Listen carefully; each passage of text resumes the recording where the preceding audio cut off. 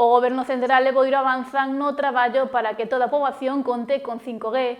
914 familias e empresas do Concello beneficiáronse do programa único para contar con conexión.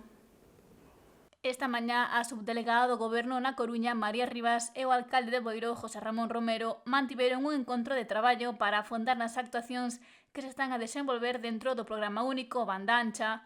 Rivas apuntou que grazas a él 914 familias e empresas do municipio teñen conexión da máis alta velocidade no rural. Temos en marcha toda unha serie de programas en torno ao Plan Único Banda Ancha para cubrir todo o territorio. Esos planes únicos, 22, 23, 24, están a desenvolverse e unha parte deles afectan ao Concello de Boiro. Entón, o noso obxectivo é manter reunións cos concellos, en este caso co Concello de Boiro, para facer unha análise de como están evolucionando estes programas e que é o que nos queda por facer. É dicir, somos conscientes de que isto é un camiño no que o Goberno está apostando, aportando financiación para chegar a aquelas zonas onde as compañías non chegan.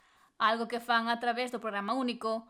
Hai zonas aínda por cubrir, por iso estás a traballar para dar cobertura a estes lugares o antes posible. Hoxe fixemos balance desas zonas, expresándolle novamente o alcalde o compromiso do Goberno de España con esta política de conectividade, porque sabemos que se queremos facer políticas para que a xente quede, traballe, viva, estude nas zonas onde hai menos servicios. Neste sentido, o que temos que hacer é apostar por esos servizos e servizos de calidade, que a conectividade non dependa do lugar onde vivas, e polo tanto eso hai que facelo a través de apostar por servizos. E hoxe eu creo que o alcalde, no meu caso como representante do Goberno, o que fixemos é esa análise. Ademais de establecer liñas de colaboración para intentar darlle un impulso ao longo deste ano a esta conectividade tan necesaria e demandada, algo para o que están a traballar de forma conxunta o Goberno de España e o Concello de Boiro. Foi moi frutífera esta reunión de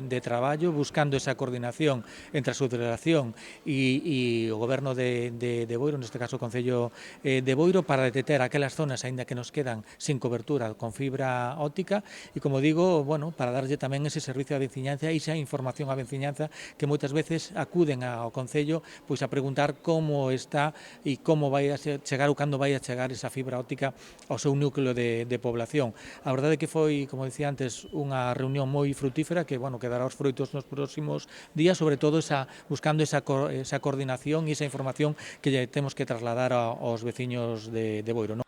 Municipio no que aínda quedan zonas sen conexión, circunstancia que se arranxará no futuro. Estuvemos detectando sobre todo aquelas zonas que viñan no Plan Único 21, vale, que quedaron sin cubrir e, bueno, e vendo cales estaban no Plan Único 22, 23, 24 e agora nos queda facer un análisis daqueles do 21 que quedaron sin facer e a ver se están incluídos no Plan do 22, 23 e 24 e se non, pois, bueno, facer un traballo de campo que vamos a facer desde o Concello para pasar as referencias catastrais daquelas vivendas que quedaron sin cubrir para, bueno, para introducilas en novos programas.